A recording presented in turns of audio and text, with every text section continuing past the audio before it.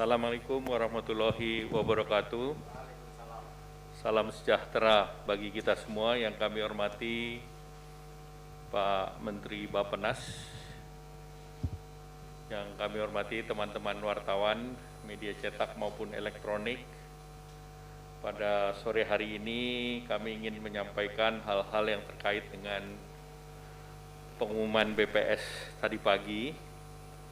Kalau boleh saya ingin menyampaikan catatan-catatan dan bahannya boleh ditayangkan. Bahwa pertama, Indonesia ini bahannya bisa masuk. Ya. Halaman pertama, kita bisa melihat dari pengumuman BPS tadi pagi, perekonomian kita trennya sudah positif. Artinya kita sudah melewati rock bottom di kuartal kedua kemarin, minus 5,32, dan di kuartal ketiga ini kita sudah mencapai tren positif di minus 3,49, dan tentu kita berharap nanti di kuartal keempat trennya positif, minus 1,6 atau 0,6. Pak Menteri Bappenas akan menjelaskan proyeksi kita di 2021. Kemudian kalau kita lihat di halaman berikut, perekonomian mengalami perbaikan di triwulan ketiga.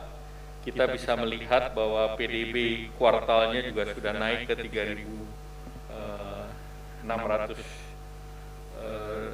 sudah naik di 3.895, dan kita melihat bahwa baik dari segi pertumbuhan ekonomi, kemudian dari segi kuartal to kuartal ini yang menarik, kuartal to kuartal kita ekonominya naik 5,05%. Jadi ini yang menjadi catatan bahwa kita melompat di kuartal ketiga.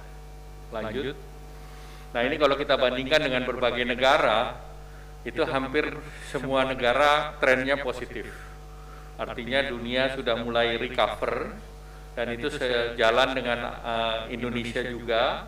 Kita lihat negara ASEAN lain seperti Singapura, dia juga trennya positif tetapi dia masih minus 7.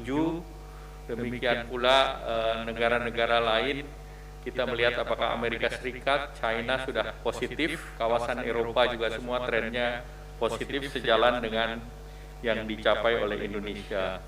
Dan kalau kita lihat juga respons daripada pasar modal juga hari ini di jalur hijau di 5.260, dan rupiah sedikit menguat di 14.300, dan juga untuk forward juga di sekitar 14.400, sehingga tentu dari segi nilai tukar dan forward juga trennya positif. Lanjut. Cat. Selanjutnya masih, kita melihat bahwa pertumbuhan kuartal to kuartal secara fundamental konsumsi rumah tangga positif 4,7, ini kuartal to kuartal. Kemudian NPRT juga positif. Kemudian ini yang didorong adalah konsumsi pemerintah 16,93. Kemudian pembentukan modal tetap bruto 8,45, dan ekspor juga positif. Yang import masih sedikit negatif. Kemudian lanjut, kita melihat bahwa sektoral itu mulai dari sektor pertanian, pertambangan, industri pengolahan, itu kuartal to kuartal pengolahan juga naik 5,25. Kemudian pengadaan kegiatan berbasis recycle juga naik 8. Kemudian di sektor warehousing itu melonjaknya tinggi, itu mendorong bahwa konsumsi sudah mulai membaik, yaitu 24,28. Demikian pula sektor yang terdampak besar, yang di kuartal kedua itu negatif, yaitu akomodasi makan minum, yang tadinya minus 22 ini meloncat ke 14,79. Year on year masih ada yang merah, tetapi ini kita masih ada kuartal depan, kuartal keempat. Kemudian kalau kita lihat indeks lain, yaitu halaman berikut, PMI kita sudah meningkat, ini Pro Manufacturing Index-nya BI, itu kita terus meningkat. Kemudian penjualan kendaraan bermotor juga sudah lebih baik, kemudian penjualan retail juga meningkat, demikian pula indeks keyakinan konsumen, dan bahan baku dan bahan penolong juga naik, menunjukkan bahwa aktivitas industri sudah mulai. Kemudian lanjut terkait dengan sektor pariwisata, ya ini masih terdampak namun sudah mulai ada perbaikan dibandingkan yang lalu. Lanjut. Nah ini kita memang tekanan utama kita berada pada lapangan kerja, di mana lapangan kerja ini jumlah pengangguran masih sekitar 5%, kemudian juga tentu ini yang menjadi tantangan pekerja formal kita dan informal ini, informal masih tinggi, dan juga terkait dengan mereka yang masuk lapangan kerja di tahun ini sekitar 2,9, di mana itu 1,7 lulusan perguruan tinggi dan sekitar 1,3 lulusan SMK yang perlu dicarikan jalan keluar untuk penciptaan lapangan kerja. Nah ini salah satu yang didorong dalam Undang-Undang Cipta Kerja agar mereka bekerja dipermudah dan mereka untuk masuk di sektor usaha juga disimplifikasi. Lanjut. Nah ini semua bisa dilakukan dengan slide berikut, dengan adanya kebijakan intervensi pemerintah dalam bentuk penanganan COVID dan pemulihan ekonomi nasional. Nah, pemerintah melakukan berbagai kegiatan dan termaksud mendorong stimulan daripada program ekonomi, di mana stimulan itu kalau kita lihat sejak bulan Juli sampai bulan November itu terjadi peningkatan dari total anggaran 695 triliun per November year to date sudah didisburse atau dimanfaatkan sebesar 366,86.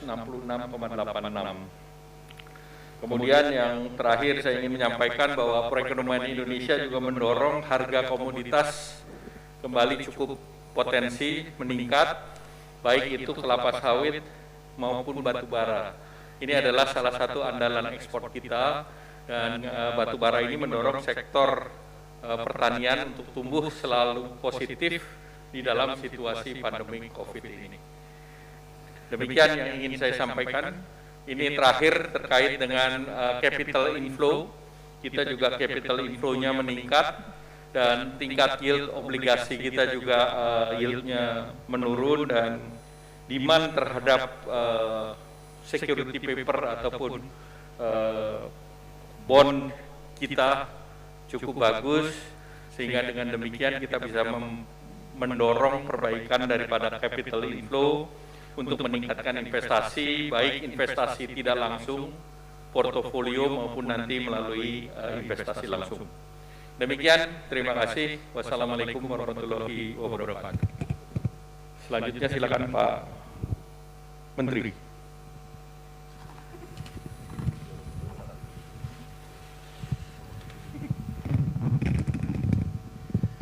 Terima kasih Pak Menko. Assalamualaikum warahmatullahi wabarakatuh. Tadi telah disampaikan secara rinci data-data oleh Pak Menko.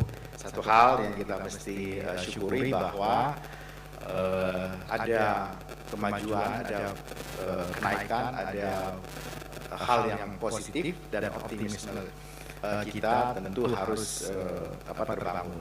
Satu hal yang saya sampaikan yang pertama bahwa setidak-tidaknya dengan adanya kenaikan key sekitar 5% tadi menunjukkan bahwa proses adaptasi dari ekonomi Indonesia dalam keadaan pandemi ini baik. Mungkin rata-rata di atas negara-negara lain, termasuk yang di ASEAN, dan itu juga menandakan bahwa kebijakan yang diambil oleh pemerintah sekurang-kurangnya menunjukkan responsif dan adaptif terhadap perkembangan. Jadi seperti yang telah berulang kali disampaikan oleh Bapak Presiden, bahwa kita akan tetap melakukan keseimbangan, tidak menomorsatukan kesehatan saja dengan meninggalkan ekonomi, tetapi dua hal itu seperti sayap angsa yang benar-benar harus kita lakukan dengan baik. Dengan optimisme itu, mudah-mudahan pada kuartal yang keempat ini, dengan ada tren yang membaik, diharapkan dengan konsumsi pemerintah yang akan tumbuh saya kira setidak-tidaknya sama besarnya dengan Q3, maka mudah-mudahan kita bisa menutup akhir tahun ini dengan tingkat pertumbuhan ekonomi yang setidak-tidaknya bisa mendekati nol atau bahkan beberapa dot di atas angka nol. Itu harapan yang bisa kita lihat karena Q2 ke Q3 tumbuhnya 5%, dan tadi disampaikan bahwa PMI kita juga sudah mulai mendekati angka 50% dari 45%. Jadi ini tanda-tanda yang baik, di bursa juga bagus. Nah, dengan demikian pertanyaannya adalah bagaimana dengan kita menyambut tahun 2021. Tahun 2021 mudah-mudahan tren ini akan berlanjut karena kita juga telah mengantisipasi perkembangan pada tahun 2021 di dalam APBN, dan bahkan kita menghendaki semua yang bisa kita luncurkan pada tahun 2021 bisa kita selesaikan seluruhnya itu pada proses administrasinya pada bulan-bulan November Desember ini. Sehingga dengan demikian belanja pemerintah sekali lagi akan menjadi prime mover, menjadi lokomotif, dan dengan demikian juga akan mengangkat konsumsi masyarakat. Pertumbuhan saya kira kami tetap punya optimisme, tetap dengan angka sekitar 5%. Mudah-mudahan kita bisa capai dengan berbagai alasan yang bisa sebagaimana tadi yang ditunjukkan oleh Pak Menko. Terima kasih, selamat sore, Assalamualaikum warahmatullahi wabarakatuh. Cukup ya.